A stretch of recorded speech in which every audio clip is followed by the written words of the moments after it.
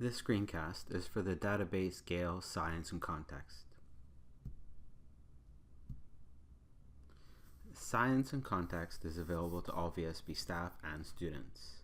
It provides an academic environment with a variety of curated resources. It's great for supporting project-based learning, it enables inquiry, and is a great source of research. One of the things it does well is that it simplifies the process of searching for reliable sources.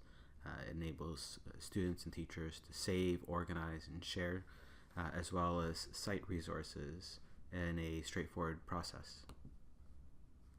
It has millions of full-text articles taken from hundreds of national and global newspapers, magazines, and journals. It also has 200 experiments and projects which teachers can use. It also includes thousands of images, videos, and audio from authoritative sources. Now to begin, what you need is a username and a password.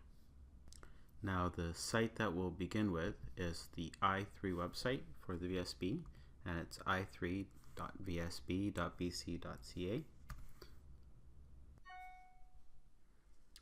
Once you've signed in, you'll need to go to the tab on the menu for the BC Digi Classroom. And now that you've signed in, there'll be one option that had been hidden before, which is password list. So we'll need to go to school codes to find your school and the matching code. And then for password list, you'll need to find the password for either EBSCO or Gale, which will be the same in this case. Now that we've done that, you'll go to the website webcat.vsb.bc.ca. And now we'll search our databases. And under databases, we'll see that the different databases are categorized by younger students, searching by subject, research databases, and reference databases. Make sure you do have a look. There is a lot of great stuff here, a lot of things that can be really useful, and that will really help your students out. But right now we're looking for Gale Science. So now if we take a look here and click,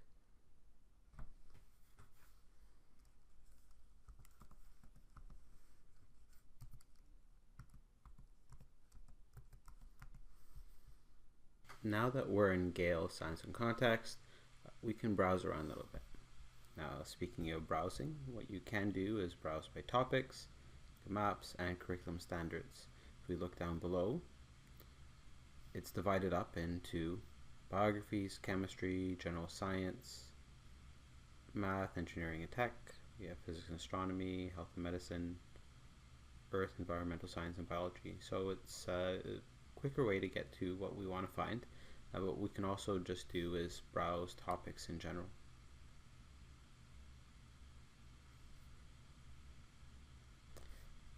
So if we pick on a topic, we'll see the layout that it comes out with is it comes out with some information at the top about it. And then we have featured content, which will have articles. We have images, audio. We have newspaper articles and videos.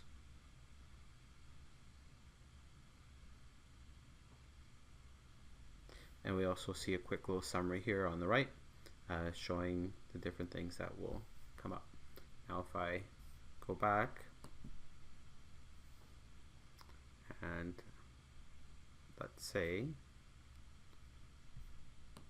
I go through a category, physics and astronomy.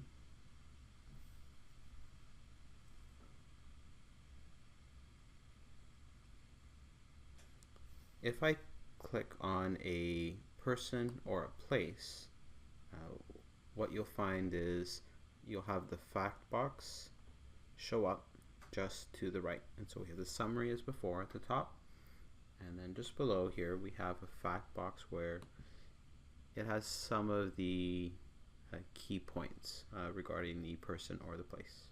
And then again we have featured content, which we can take a look.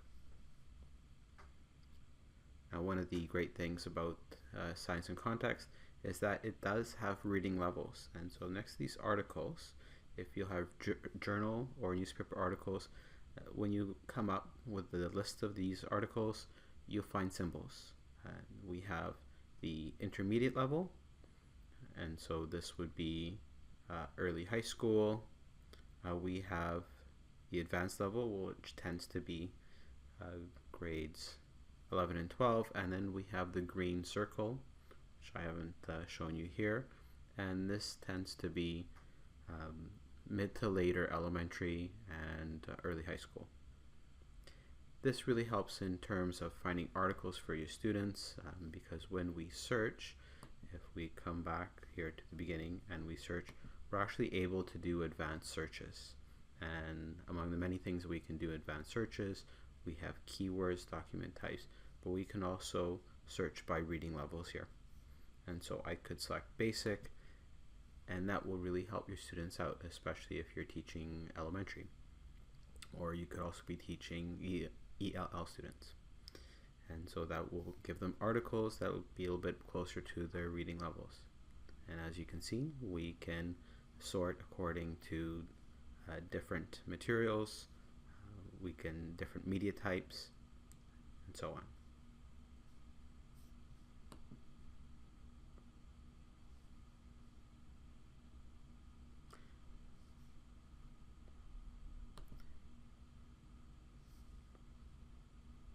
When we find an article of interest, so let's just say here, you'll notice the tools that we have along here. What we can do is we have a bookmark tool actually at the top. This bookmark tool comes up with the bookmark, and so if you select it, you can now copy and paste this to a document that you can be working on. One option that Gale Science and Context provides is that if you are a Google user and you'd like to log in, this will save a lot of the documents, citations, and so on directly onto your Google Drive. If you're not, then you can just copy into a Word document or whatever document you might be working on. As far as other options that what we have here, we have citation tools, and so this presents citations in two formats, MLA 7th edition and APA 6th edition. It also lets you export into citation apps, and for those of you who use that, or again, back to your Google Drive. We can easily email articles to ourselves or to someone else, and it'll actually send a complete article, which is really handy. What we can do is we can find part of the article that is of interest, and we can highlight it. And when you highlight, you can select the color, and so you can color code different sections. And we can also add notes.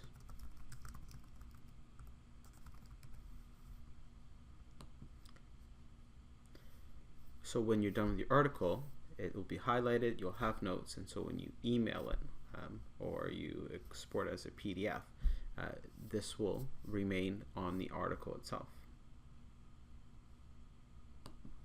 So here, you just send it as a PDF, so it keeps the format. It could be as HTML5 if you want to copy selected sections. PDF is often the best way, just so that it's easier to read.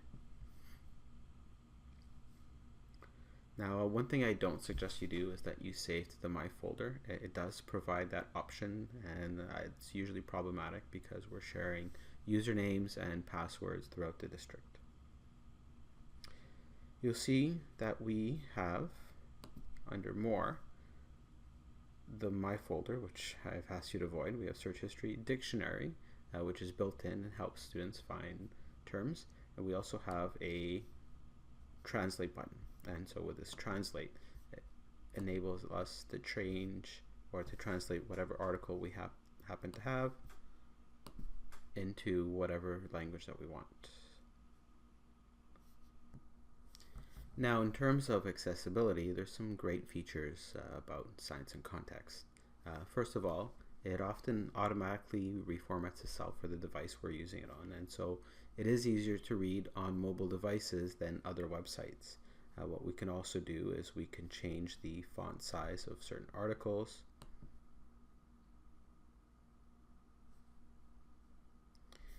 And over here on the right, we're able to increase the font size. And what we can also do is click the listen button, And so we can read the entire article, or we can select part of the article and play listen and have the article read back to us. Attention Deficit Hyperactivity Disorder, ADHD, is a condition in which sufferers generally appear restless or distracted, and have difficulty. Attention Deficit. Now, one thing that is actually really neat about this is not only do you listen to it, but when you click on the play Hyperactivity button, options will come up. And with the options, you can control volume, which is great, but you're also able to download this audio file as an MP3 so that you can actually listen to it on the way home if you want to. Another feature that is very helpful for the user is the search bar here at the top. And as I mentioned before, we can do an advanced search. But when we do search for something, and we have the possible options come up, which we can turn off. And so if I click on an option, and then a list of articles and different media come up. And so if I select one of them,